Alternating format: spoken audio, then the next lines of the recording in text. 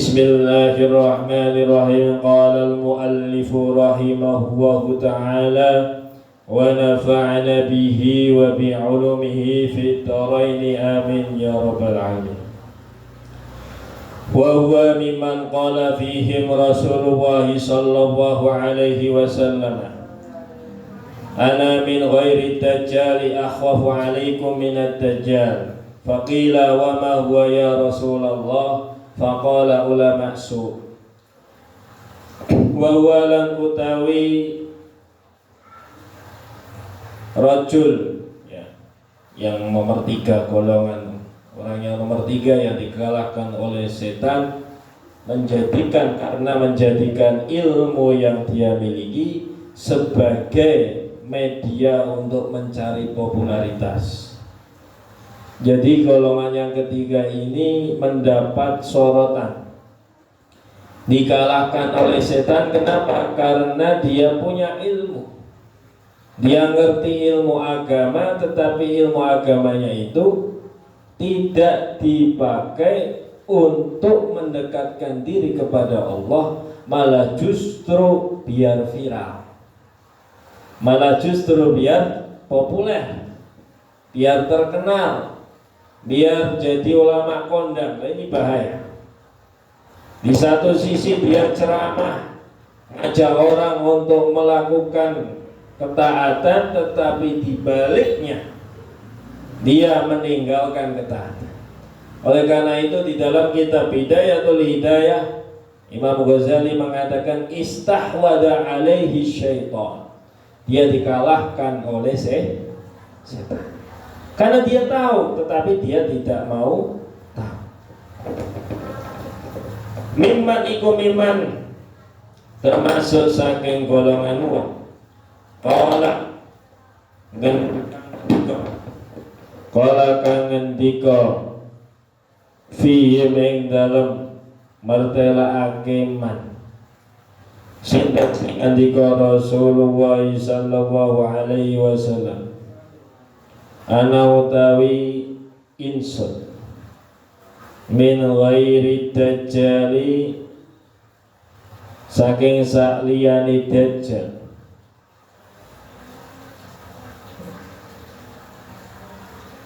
iku akhwafu luweh wedi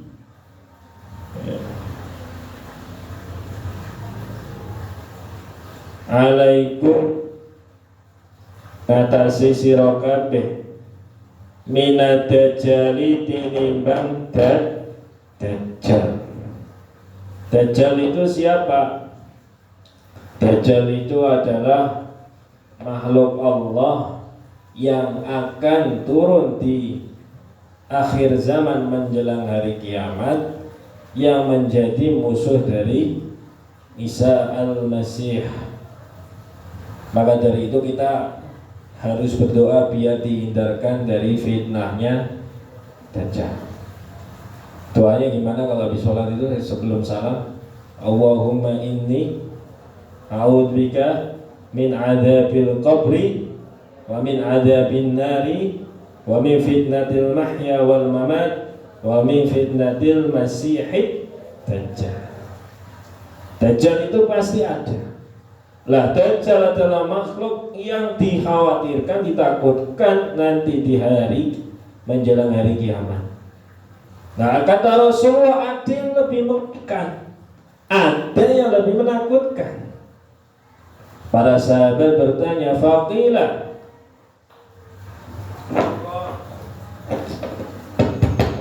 monggo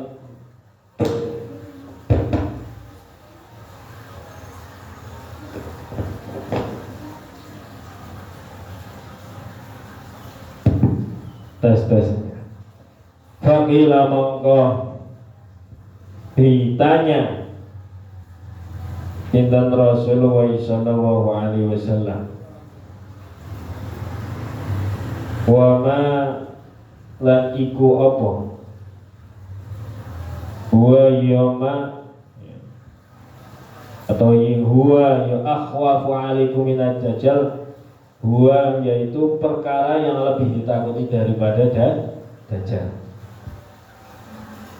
utawi ya Rasulullah, kalimat ya Rasulullah, wahai utusane Allah. Faqala, mongko menjawab Rasulullah sallallahu alaihi wasallam, ulama usui, rupane ulama su. Apa itu ulama su?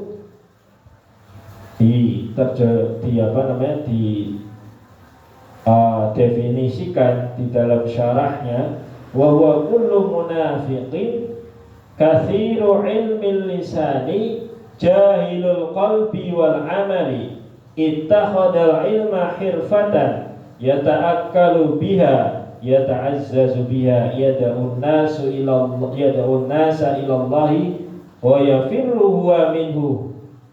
Gitu. Apa maksudnya? Yaitu setiap definisi ulama su adalah setiap orang yang mempunyai sifat munafik, yang bagaimana? Yang dia itu pinter ngomong, pinter berretorika, pinter orasi, tetapi jahilul qalbi wal amali, hatinya itu jauh dari namanya cahaya keimanan, hatinya jauh dari cahaya ketakwaan kepada Allah. Sehingga apa? Ittakhadal ilma hirfatan, dia menjadikan ilmu yang dia miliki sebagai wasilah untuk apa? Yata'akkalu biha, untuk mencari makan. Dia mondok jadi kiai, profesinya sebagai penceramah misalnya, kemana-mana dapat amplop, akhirnya dia lupa esensi akan ketakwaan. Cerita ini pernah diceritakan oleh penceramah terkenal itu, siapa namanya?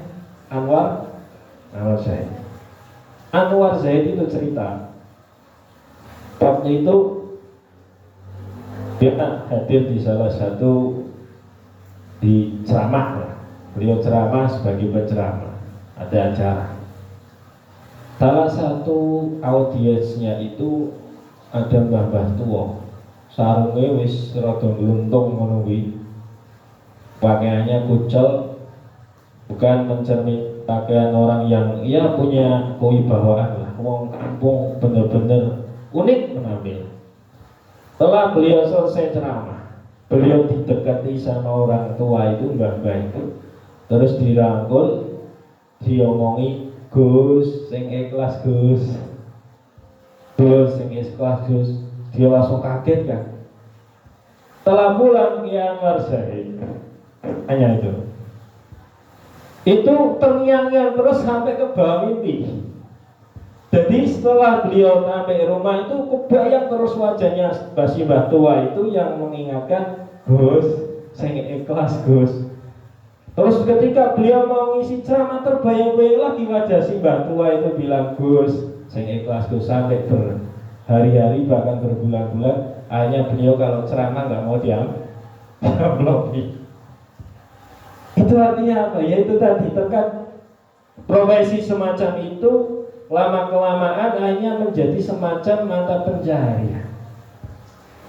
Nah itu memang kita harus melatih jiwa. Maka dari itu Anwar Zaid itu cerita, wah aku semenjak diomongin mbak itu nek ngaji ada orang medulike amplop. Oh berarti kalau tak undang jenengan mawon nggih kuwi wingi, saiki aku wis ora. Jadi artinya bahwasanya memang ketika kita menjadi seorang mubalik, menjadi seorang pengajar, kamu benar-benar menata niat, menata diri supaya menghilangkan sifat-sifat ketamakan. Karena definisinya ulama su ini bahaya sekali, yaitu orang yang pintar ngomong tapi nggak bisa melaksanakan. Dia menjadikan ilmunya untuk ajang mencari nafkah. Dia ta'azzazu biha, dan mencari jabatan, mencari pangkat. Ya da'un nasa ilallahi, dia ketika ceramah ya ngajak orang untuk ayo bertakwa kepada Allah, ayo mencintai Rasulullah, tetapi amalan sunnah tidak pernah dilaksanakan, wiridan nggak pernah, ya. Terus kemudian tidak memperbaiki kualitas ibadahnya. Ya. Di sini diceritakan ya da'un nasa ila, iya dia ceramah ngajak orang untuk mendekat kepada Allah. Wa yafiru wa minhu, tetapi ketika dia sudah selesai ceramahnya seakan-akan dia lari dari Allah. Kama qala sallallahu alaihi wasallam, inna akhwafa ma akhafu ala ummati kullu munafiqin alimul lisani. Ya. Jadi sesuatu yang paling ditakutkan oleh Nabi di antara umatnya adalah adanya orang munafik alimul lisani, pinter ngomong tapi nggak bisa ngelakoni, melaksanakan. Itu kita naudzubillahi min dzalik. Sekarang bagaimana fenomena akhir zaman? Semakin banyak hanya terjadi kasus-kasus kayak pelecehan seksual di pondok pesantren. Akhirnya yang jelek pondok pesantrennya, pada pondok pesantren lembaga luar biasa. Gara-gara oknum-oknum tersebut akhirnya jadi rusak. Kenapa? Ketakwaan dia nggak muncul dari dalam hati. Ketakwaan bagi dia hanya sebuah konsep yang dia hafal dan disampaikan lewat lisan ataupun tulisan, tetapi nggak sampai masuk hati. Maka dari itu ketika kita mendengar amalan-amalan sunnah dari orang-orang soleh, mendengar anjuran-anjuran untuk mendekatkan diri kepada Allah, kita nggak terketuk hatinya, itu langsung pulang dari pengajian kita istighfar yang banyak. Kenapa? Karena berarti hati kita ada yang salah, hati kita kotor. Masa kita diajak berbuat baik, melakukan ketakwaan, meningkatkan ketakwaan nggak mau, berarti ada yang salah dengan kita. Terus kata Kanjeng Nabi juga dikatakan, inna akhwahu ma akhafu ala ummati al-a'immatu al-mudillun. Suatu yang ditakutkan oleh Rasulullah terhadap umatnya yaitu adanya pemimpin yang menyesatkan. Ini fenomena menjelang Pilpres 2024. Ini kamu harus benar-benar jeli ya, melihat orang kamu punya hak pilih itu dipakai yang benar gitu. Seperti itu ya. Jadi dilanjutkan ya oleh Imam Ghazali, wa hada lan utawi pertelane hadis iku inna dajjala, karena temen stune dajjal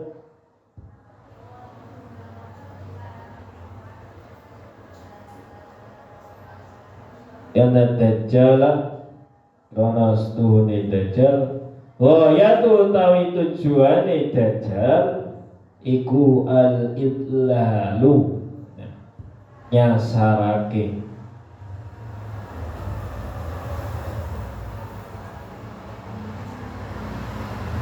Jadi tujuannya Dajjal itu menyesatkan umat manusia.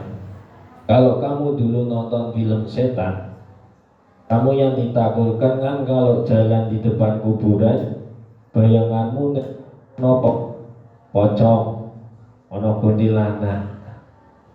Itu misinya setan nggak serendah itu, ya. Itu terlalu rendah itu kayak gitu. Meten-meten awakmu ngono kuwi tingkatan dembet kroco kuwi ngono. Ya. Dan terus misinya apa? Misinya itu membuat kamu tersesat dari hidayahnya Allah Subhanahu wa ta'ala. Kamu dibuat males sembahyang, dibuat ngakhirke waktu sholat gosek lah, tanggung iki ya. Kamu dibuat untuk menyepelekan sunnah. Wis ora usah dilakoni sunnah dua, sunnah B misal. Kamu meremehkan amalan-amalan sunnah yang wajib kamu nanti ditunda-tunda, yang sunnah nggak kamu laksanakan. Itu artinya apa? Hati kita sudah terperangkap dari jeratnya setan. Bagaimana setan masuk ke dalam tubuh kita? Halus sekali. Kamu lepas dari zikir mengingat asma-Nya Allah, maka setan secara perlahan masuk ke dalam jiwamu. Kenapa? Karena kata Kanjeng Rasul, setan itu masuk ma'a majrad dami. Setan masuk ke tubuh kita melalui aliran darah kita. Halus sekali, makanya kamu jangan lepas karo sing jenenge wiridan. Makanya kalau bisa pakai tasbih atau pakai apa sing hitungan itu di cincin itu kayak cincin itu nggak masalah. Kenapa? Itu sebagai pepiling. Nek awakmu nyekel tasbih mesti otomatis kamu wiridan kan? Ketika pengen muter, ya kan? Orang kita sholawat ala Muhammad atau enggak subhanallah gitu. Bawa aja yang kecil biar nggak dikira Mbah Dukun misalnya. Bawa yang 33 ke kampus sambil diputer, ngenteni kancane teko, ngenteni dosen teko, tugasnya sudah selesai dibuat, sambil nunggu daripada ngobrol ngalor itu ngelendengi kancane misalnya, muter tasbih. Sallallahu ala Muhammad begitu. Sehingga kamu ketika menjadi orang yang berwawasan luas, menjadi orang yang berilmu, ilmu mubarokah. Dan tidak jadi sebagai batu loncatan untuk meraih hal-hal duniawi. Ya, kenapa tujuan Dajjal? Yaitu untuk menyesatkan. Nah, setan itu anak buahnya. Maka kalau kamu nggak pengen disesatkan Dajjal, jauhi setan. Kalau pengen menjauhi setan, ya dekati Allah Subhanahu wa Ta'ala. Karena setan itu dia pangeran. Ya, setan takut sama Allah. Karena walau bagaimanapun juga segala sesuatu yang terjadi di muka bumi ini itu atas izin Allah Subhanahu wa Ta'ala. Termasuk tugas setan itu nggoda awake dhewe. Seperti itu. Lanjut.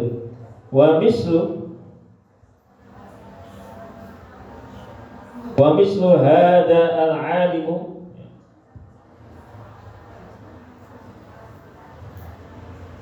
utawi sepadane kila wong alim wa in sarrafa an-nasa anid dunya bilisanihi wa maqalihi fa huwa da'in lahum ilaiha bi a'malihi wa ahwalihi wa in sarrafa an-nasa lan senajan sarrafan nasa dia membuat orang ya, menarik orang ya, menarik orang sopo al alim an-nasa ing manusa ya, anid dunya menghindar dari hal-hal duniawi.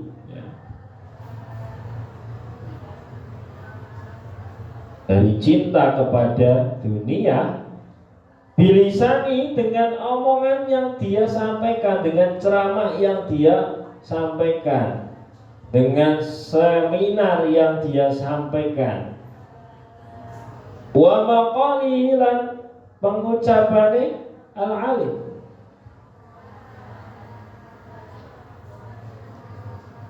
Jadi dia ceramah, menyebarkan maklumat, memotivasi orang untuk menjauhi dunia.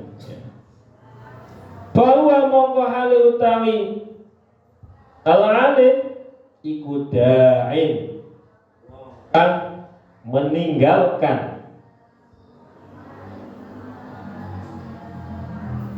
lahum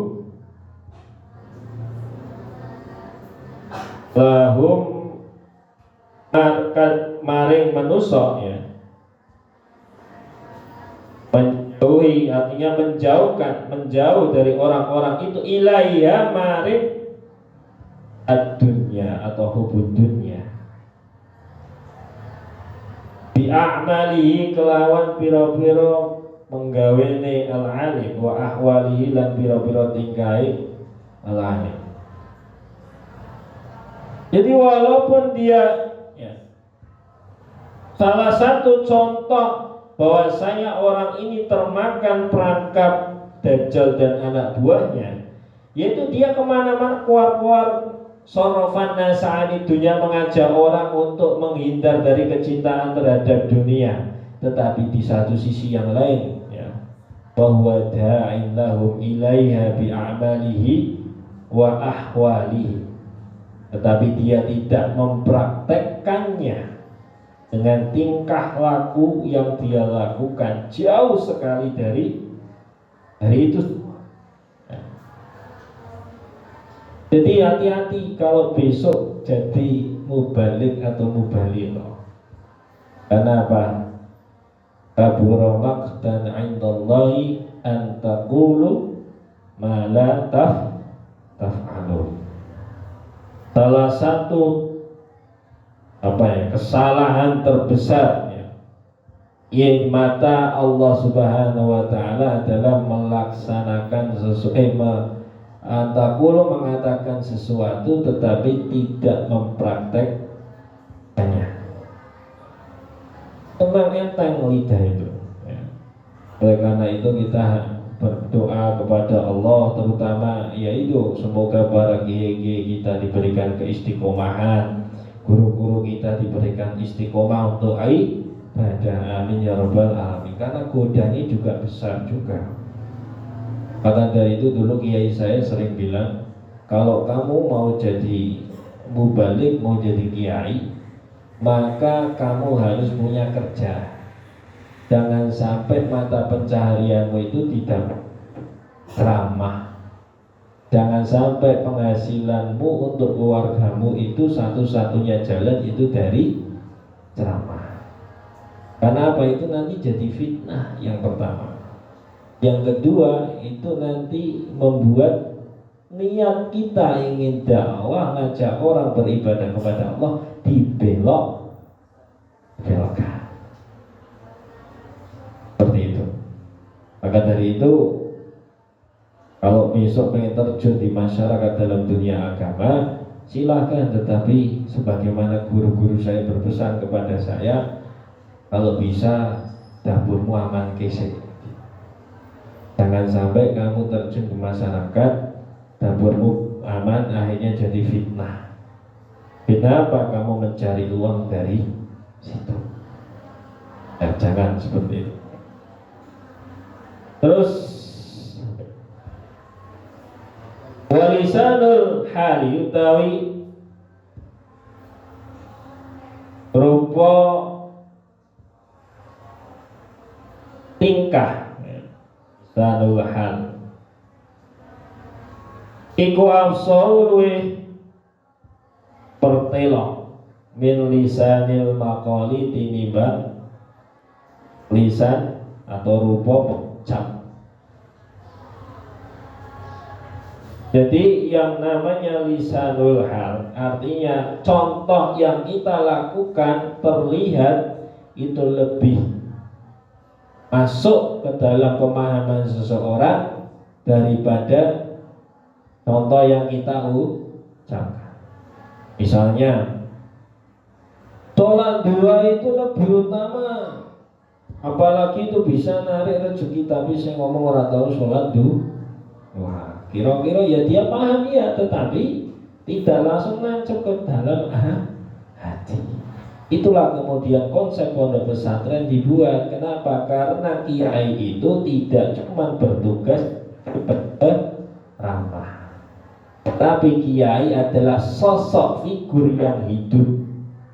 Kamu belajar dari tingkah laku kiaimu selama 1 kali 24 jam. Dan dulu konsep pondok awalnya begitu, di mana kiai tinggal bersama santrinya bareng-bareng. Tetapi karena seiring berkembangnya zaman, peminat pesantren semakin banyak, akhirnya pondok semakin besar, sehingga diserahkan kepada para pengurus. Hanya apa? Ya, yang namanya santri tidak bisa mencontoh langsung perilaku kiainya. Bagaimana Mbah Yai, Pak Yai ketika terima tamu, Bagaimana Mbah Yai atau Pak Yai ketika sedang bergaul, bercanda dengan istrinya. Kita nggak pernah tahu kalau pondoknya besar sekali. Insya Allah pondok tidak, yang santrinya itu 2000, 3000 ke atas. Kamu nggak akan bisa menyentuh kiaimu, karena santrinya sudah semakin banyak, semakin sibuk otomatis lembaga itu. Maka paling cocok adalah pondok seperti ini, pesantren kecil, sehingga kamu bisa engage, bisa benar-benar berbaur dengan kehidupan guru-gurumu. Bagaimana tingkah laku beliau ketika beliau sehari-hari, bagaimana cara berjalan beliau. Maka dari itu yang paling susah adalah ini, tugas kiai adalah mencontohkan para santrinya, memberikan contoh kepada para santri. Karena tadi dikatakan lisanul hal afsahu min lisanil maqal. Ini nek iso ditulis jadi kuat. Ya ning kamarmu masuk asrama tulis isi gede. Lisanul hal afsahu min lisanil maqal. Ojo kakean omong akai praktek. Nah, misalnya itu bagus itu supaya kita ingat. Oh ya ojo kakean omong akai praktek. Itu ya. Terus kembali kepada pembahasan wa tibaun nasi utawi wateke manusa ilal musa'adati maring tulung-tulungan bila maling dalam piro-piro perilaku iku amyalu luwih condong minha saking musa'adah fil amal ilal mutabahati maring anut bil aqwali ing dalam piro-piro pengucap. Kata Imam Ghazali ya, tibaun nasi ya, atau watak dari manusia ya. Watak dari manusia itu dia akan ya, lebih condong ya, kepada orang yang praktek, ada orang yang langsung melaksanakan apa yang dia ketahui daripada pada omongannya. Seperti itu. Dan ketika kamu melihat orang yang dia condong lebih banyak prakteknya, kamu akan sungkan. Karena apa? Itu tadi, wataknya manusia itu lebih menerima apa yang dia lihat daripada apa yang dia dengar. Kamu lihat diomongi kancamu, sholat, turu wae, sumpah gak? Sumpah ya, pengennya langsung, wah ngopo tuh ini wong. Tapi kalau kancamu itu dia datang ke kamar, sholat, kelar sajadah, langsung wiridan, mau Quran, lama-lama kamu kepengen gak? Pengen. Walaupun awalnya mungkin sengit ya, ini ngopo tuh salim banget ya. Tapi lama-lama kita buka hati kita pengen nyontoh, pengen ngikut seperti itu. Maka dari itu kita harus mempraktekkan apa yang jadi pengetahuan kita. Bedanya itu cahaya ilmu itu di situ. Kamu menerima wawasan, kamu mempraktekannya. Tetapi kalau kamu menerima wawasan hanya disimpan di sini, itu hanya menjadi konsep. Itu tidak akan bisa merubah dunia. Karena yang namanya perubahan butuh pergerakan. Gak mungkin kamu bisa merubah dunia cuma pakai konsep yang ada di angan-angan saja. Minimal kamu ngajak orang lewat lesan. Tapi itulah yang lebih jos lagi adalah lewat perbuatan. Itulah yang dilakukan oleh para wali songo. Itulah yang dilakukan oleh Mus'ab bin Umair ketika dikirim oleh Rasulullah setelah perjanjian Aqabah untuk mengajarkan Islam kepada penduduk Madinah. Hanya apa? Efek dari Mus'ab dikirim oleh Rasulullah ke Madinah, 1 tahun berikutnya ketika tahun 13 Hijriah perjanjian Aqabah yang kedua, 70 orang lebih berbondong untuk berbaiat kepada Nabi Muhammad. Kenapa Mus'ab orang kagak ngomong? Kamu benar-benar mencontohkan apa yang menjadi perilaku Nabi. Bagaimana Rasulullah kesehariannya itu dipraktekkan langsung oleh Mus'ab, karena waktu itu belum banyak pengaji. Ya, jadi Rasulullah itu dikatakan sunnah Nabi definisinya apa? Ma'udhifa ila Nabi SAW min qawlin au fi'lin, garis bawah. Qawlin au fi'lin, atau perilaku. Maka dari itu Rasulullah mengatakan, ya, sallu kama ra'aitumuni usolli. Kalau kamu pengen belajar sholat, maka lihatlah bagaimana caraku sholat. Itulah yang dinamakan dengan ahwalnya Nabi. Bagaimana Nabi makan, bagaimana Nabi minum. Nah, itu praktek. Maka dari itu ketika kita menerima sebuah ilmu, itu langsung kamu bergegas untuk mempraktekannya. Seperti itu. Terus fama afsaduhu, fama utai perkara afsada kang rusak apa ma, fama afsadahu hada apa hada al-magruru, apa hada al-magruru wong kang kabujuk bi'amalihi kelawan piro-piro tingkai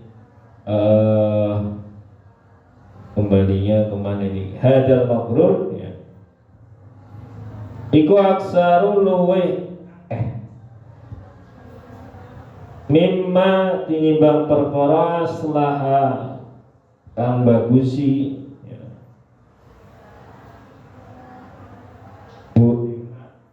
Ya. Bi aqwalihi kelawan pira-pira pengucape hada al-maghrur. Jadi orang yang terbujuk, ya, fa ma'asadu hada al-maghrur bi amalihi aksaru mimma aslahu bi aqwalihi. Jadi bahayanya orang, ya, yang pinter ngomong, yang mana dia tahu ilmu tetapi dia dikalahkan oleh setan, itu lebih bahaya. Jadi kiai yang nggak takwa itu lebih bahaya, mas. Kiai yang tidak soleh, yang mana perilakunya seenaknya sendiri, nggak wirai, misalnya makan sambil berdiri, terus kemudian tertawa sampai giginya kelihatan, ya, terbahak-bahak, itu nggak wirai, seperti ini bahaya. Kenapa? Ya. Karena dia akan membuat kerusakan lebih banyak daripada perbaikan. Maka dari itu caranya mau balik, angel. Kenapa? Karena tingkahnya dia harus menjaminkan pada ilmu yang dia sampaikan. Perilaku yang dilakukan sehari-hari itu harus sesuai dengan apa yang dia katakan. Itu angel. Makanya dulu itu guru saya selalu bilang, kalau kamu sudah terjun di masyarakat, ake ono wirid. Kenapa? Karena dengan wirid itu menjaga polahmu, menolak kakan pola. Kalau kamu nggak punya wirid, wah kakan pola mesti. Ya, takarub itu. Ya. Kalau sudah seperti itu, saya dulu itu ketika masih santri itu, yo enjoy aja mau ngapa-ngapain. Tapi kalau sekarang saya terjun di masyarakat, apa yang saya lakukan itu akan disorot, perjuangan gitu. Ya.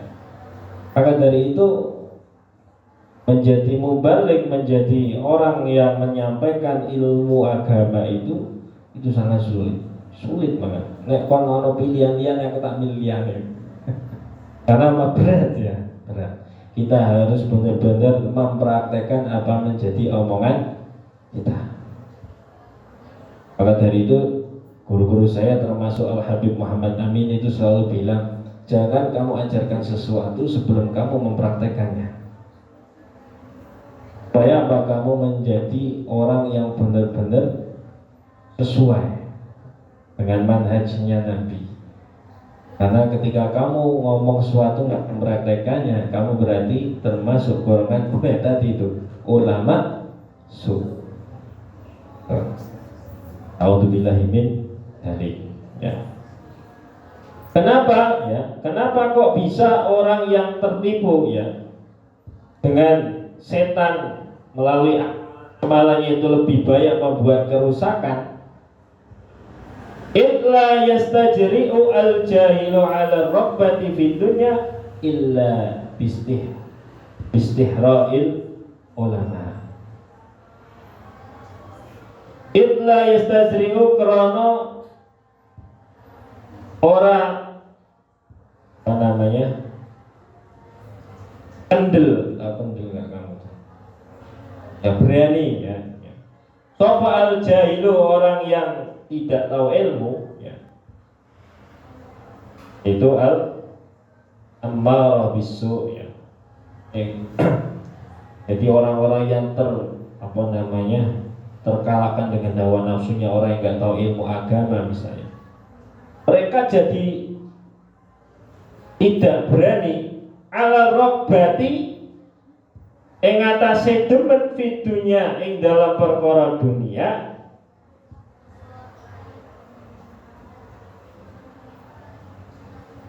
illa bistijra'i al ulama'i kejaba kelawan ya apa namanya kendeli ulama. Maksudnya kendeli ulama gimana? Orang itu yang namanya santri, namanya murid tidak bakal melakukan hal-hal di luar ketaatan kenceng banget kecuali dia melihat sosok kiainya. Contoh ini, ada seorang berceramah, iki rasanya kakek sholat rawatib, yang pentingnya sholat wajib, sesuk mesti kue wah cocok itu. Kamu ditanya, Kang kenapa nggak sholat rawatib? Nah itu ono kiai ini ceramah, ora usah sholat rawatib, yang penting sholat wajib. Hanya kamu yang tadinya ragu untuk tidak untuk meninggalkan sunnah karena ada satu statement dari orang yang ngerti agama yang kamu anggap itu kiai, kamu langsung cocok ini, melu langsung. Orang usah tahajud, yang penting sembahyang wajib bener, cocok ini. Sesuk kowe ora tahajud turu wae. Alhamdulillah ini. Nah itu sebabnya saya selalu wanti-wanti kepada kalian, ayo tingkatkan ketakwaan, ayo perbaiki niat, ayo sucikan hati, ayo dekati Allah dan Rasulullah. Ya karena itu tadi. Jangan sampai dari satu kalimat saya ini membuat kalian meninggalkan kesunahan. Alhamdulillah itu solid lipet aku. Ya. Karena tidak akan seorang santri atau orang awam itu berani melakukan pelanggaran syariat atau tidak mendekat kepada Allah kecuali ada satu statement yang mendukung itu. Kadang kan kalau di TikTok ada beberapa kiai-kiai bahkan kebanyakan dari NU itu bilang nggak usah sholat tahajud, nggak usah kan ini dan itu, wis penting ini. Nah, itu kalau bagi saya ya, itu kamu saring yang baik-baik diambil, yang begitu-begitu ya nggak usah. Saya pengen tetap melaksanakan sunnah. Kadang kan ada beberapa statement kiai, orang usah sholat rawatib, yang penting ibadah wajib, yang penting kowe duwe ilmu, karena wong sing duwe ilmu kowe luwih utama daripada wong ahli ibadah. Memang betul, tetapi kamu lupa bahwa ahli ibadah yang tidak namanya adalah ulama seperti itu. Kita lanjutkan. Faqad sara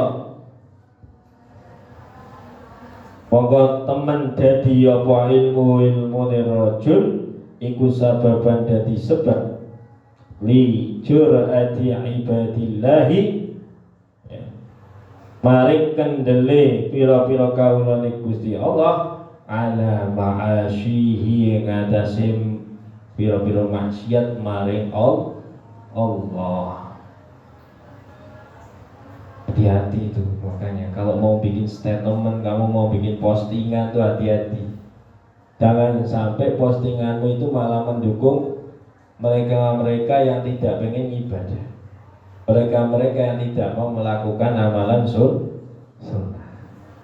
Kamu bikin statement ditulis sama temanmu di kampung, misalnya Mas Dafa santri Wahid Hasyim Jogja, gawe status misalnya, orang usah kangen ibadah misalnya, yang penting sinau, wah didelok karo wong kampung, wah ini cocok santri iki sing ngomong, tak tiru lah, berarti rasa sholat sementing wajib wae lah, sunahe ora. Padahal di Bidayatul Hidayah di bab awal nanti akan disinggung oleh Imam Ghazali. Orang yang menyepelekan sunnah itu dia menjadi orang yang tertipu. Jangan sampai kamu menyepelekan ibadah hanya karena dia hukumnya adalah sunnah. Nanti kita akan lewat di Imam Ghazali yang mengatakan hal semacam itu. Jadi kembali kepada sini, Mas, Mbak semuanya, saya pesan kepada kalian, dalam hidup itu hati-hati, karena setan punya 1001 langkah untuk menjerumuskan kita. Jangankan santri, kiai saja bisa terjerumus, apalagi santri. Seorang ahli ibadah yang bertahun-tahun dia hanya menghamba kepada Allah saja bisa terjerumus, apalagi kita jarang-jarang wiridan. Ya bangga. Iya, maka dari itu saya pesan, tidak ada misi di dunia ini kita diciptakan oleh Allah selain mendekat dan mendekat kepadanya. Itu tadi, wa may ya'si an dzikri rahman yuqallid lahu syaitanan fa huwa lahu qarin. Apa wonge sing ora gelem mengingat Allah, menyebut asmane Allah, maka akan diikatkan satu ekor setan untuk dirinya, bahwa lahu qarin, dan jadi bolone. Jadi awakmu diikuti terus. Semakin kamu tidak wiridan, semakin kamu tidak mendekat kepada Allah, akhirnya bolonmu sing jenenge setan ki tambah akeh. Apa efeknya? Titeni kepada dirimu sendiri. Efeknya membuat kita semakin malas untuk sholat, malas untuk melakukan amalan sunnah. Itu rata-rata kamu sudah ketempelan yang jenenge jin atau setan. Jadi jin setan itu isinya ramadhan ya, ini kuburan lewat ngetok potong ini. Enggak gitu, terlalu receh itu. Ya. Dan isinya adalah membuat kita Allah. Makanya kamu boleh menjadi orang pinter, sepinter-pinter yang ngeloi Google misalnya. Tapi jangan sampai kamu jadi orang yang tidak bertakwa. Jadi orang menyepelekan amalan sunnah, menyepelek ke ibadah. Selagi ada waktu sholat langsung ada adzan misalnya di kampus, kok kowe lega krungu adzan, dijawab adzannya. Waktu itu sudah tak bagikan ya, itu dipraktekkan, langsung kamu ke masjid sholat. Kalau nggak bisa jamaah sholat sendiri, langsung kembali ke kegiatan. Karena dengan cara kita selalu mengakhirkan sholat, lama-lama hati kita keras, lama-lama hati kita ini akhirnya jadi ngeyelan. Itu efeknya dari apa? Kita menjauh dari Allah. Maka dari itu bagaimana melembutkan hati? Hatimu harus dikasih makan terus biar gak memberontak. Makanya apa? Hati itu, jiwa kita itu makanya apa? Dan amalan ibadah itu adalah makanan hati kita. Maka dari itu kalau hatimu gak pernah dikasih makan, ya akhirnya kuatos, berontak, ngejek gelut di kandani. Ya itu tanda-tandanya. Gampang kok niten ini. Kamu pokoknya bisa introspeksi dirimu. Aku ki tergolong ditempeli demit oke ora ya. Tinggal lihat ya, aku nek krungu adzan langsung sembahyang ora ya. Itu udah. Karena kebanyakan kasus itu yang terjadi, saya beberapa itu orang kalau angel diajak ibadah mesti ono setan itu mesti 90%. 90%. Maka dari itu nanti Imam Ghazali di akhir dari Muqaddimah itu beliau mengatakan kalau ada orang yang diajak melakukan ketaatan kok fahuwa musawifun, ngomongnya kusik lah, sholat kusik, pengibadah kusik, itu tandanya kamu satu langkah menjadi bolone setan. Nah, bagaimana caranya? Ini lewat kitab ini. Kita nanti belajar bareng-bareng sama Imam Ghazali dengan kitabnya Bidayatul Hidayah, bagaimana jadi hamba Allah yang tidak amatiran, bagaimana menjadi hamba Allah yang sesuai dengan tuntunan, tidak amatir ya. Kita belajar sini. Makanya Bidayatul Hidayah artinya adalah permulaan dari petunjuk. Ini kitab ini penting kalau kamu pengen jadi orang soleh saat dulu jadi wali. Itu dua iki sih. Jadi ada santri zaman dulu tuh si cita-citanya pengen jadi wali ya. Dan kamu pengen jadi wali boleh, tapi bidayahnya belum tahu moco. Jadi wali dari mana? Dari mana? Gitu. Insya Allah kita pelan-pelan ngaji walaupun ya timik-timik cara sekolah ya. Bismillah. Ini insya Allah saya tinggal umroh. Saya tanggal 23 mau berangkat umroh. Saya pamit. Nanti mungkin ada yang menggantikan saya.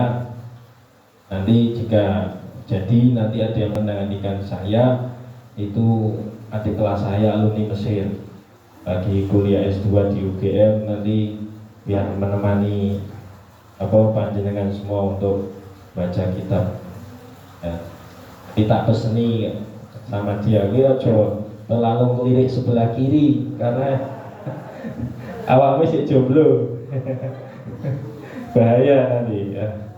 Nanti biar membersamai teman-teman untuk ngaji Bidayatul Hidayah biar cepat khatam. Masuk kemarin baru tak tinggal 1 bulan, ini tak tinggal lagi, nanti nggak khatam, nggak apa nanti belajar sama dia, insya Allah akan banyak memberikan faedah. Assalamualaikum warahmatullahi wabarakatuh.